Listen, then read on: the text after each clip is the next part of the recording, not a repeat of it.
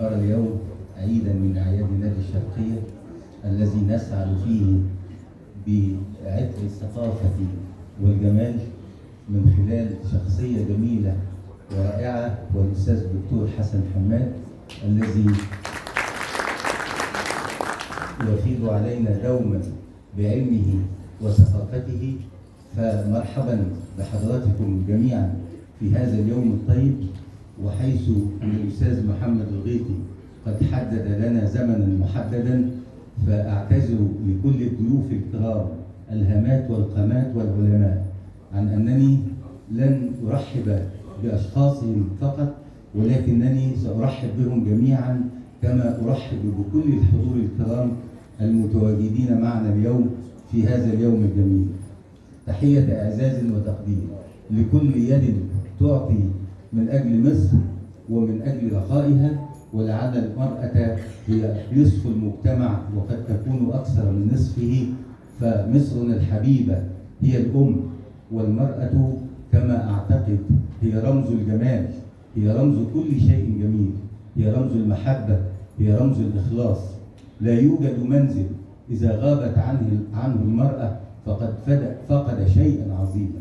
إذا غاب الرجل لم يفقد المنزل كثيرا، لكن إذا غابت المرأة فقد المنزل كل جميل.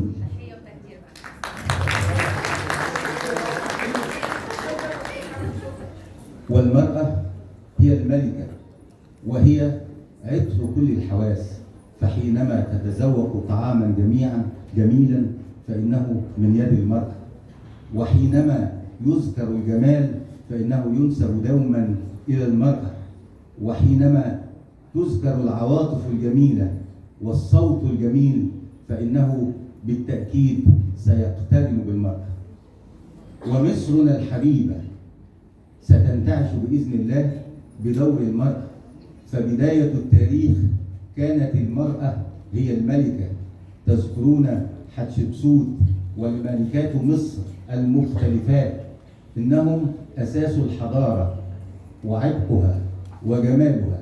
وفي نادي الشرقية تقوم المرأة بدور جميل وعظيم، ففي لجان الأنشطة فيها أرى العديد من الفضليات الذين يقدمن الكثير من أجل إسعاد أعضاء الجمعيات العمومية، فشكرا لهم جميعا في لجان المرأة والعلاقات العامة واللجنة الثقافية، وفي كل اللجان نسعد بهم دوما. والمرأة على أرض نادي الشرقية تحقق الإنجاز. أكثر الإنجازات التي تحققت لنا في هذا العام تحققت على يد المرأة، فإنني أسعد كل السعادة أن يكون فريق الآنسات لتنس الطاولة قد صعد هذا الشهر إلى الدوري الممتاز ألف، فرفعت المرأة رأسنا في نادي الشرقية.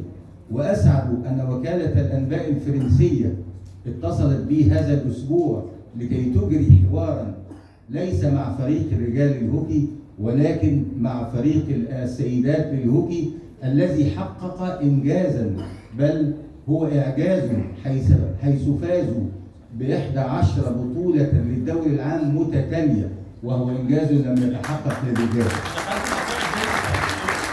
لقد فازوا هذا العام ب7 بطولات لنادي الشرقية، بطولتين للدوري وبطولة لكأس السوبر وبطولتين للناشئات.